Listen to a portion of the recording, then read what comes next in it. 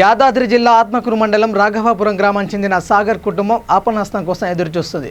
Sagar auto మెకానిక్గా పనిచేసేవాడు. ఈ నెల 6వ తారీఖున రోడ్డు ప్రమాదంలో మరణించాడు. ఆ కుటుంబానికి ఆయనే ఆధారం. తల్లిదండ్రులు ఉన్నారు. తండ్రికి పక్షపాతంతో బాధపడుతుండగా తల్లి వృద్ధురాలు. అనారోగ్యం కారణంగా ఇద్దరు అన్నలు ఏ పని చేయడం లేదు. వీరి మందులు కనీసం నెలకు 6,000 నుండి 8,000 వరకు ఖర్చు అవుతుంది. పోషణ బాధ్యత మొత్తం సాగర్ చూసుకునేవాడు. అకస్మాత్తుగా సాగర్ మరణించడంతో ఆ కుటుంబం దిక్కులేనిదైపోయింది. సాయం కోసం ఎదురు చూస్తున్నారు. కురపాటి సాగర్ మెకానిక్.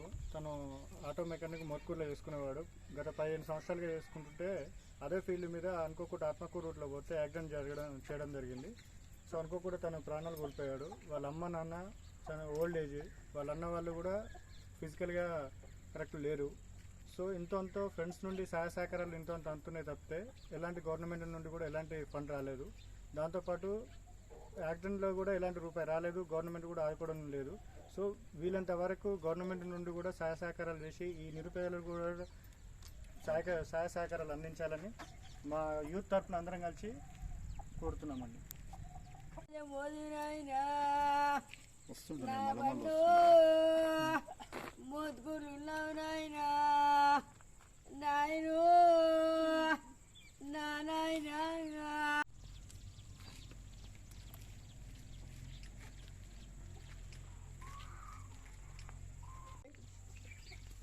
గవర్నమెంట్ నుంచి మాకు ఆర్థిక సాయం చేయాలని మేము నిరుపేదలను కోరుతున్నాం. మాకు ఎలాంటి సాయం రాలేదు.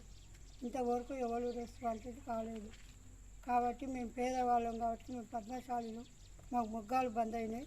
మేము బతకలేకపోతున్నాం. కాబట్టి దయచేసి అందరూ రిక్వెస్ట్ చేస్తున్నామని మనం చేసుకుంటున్నాం.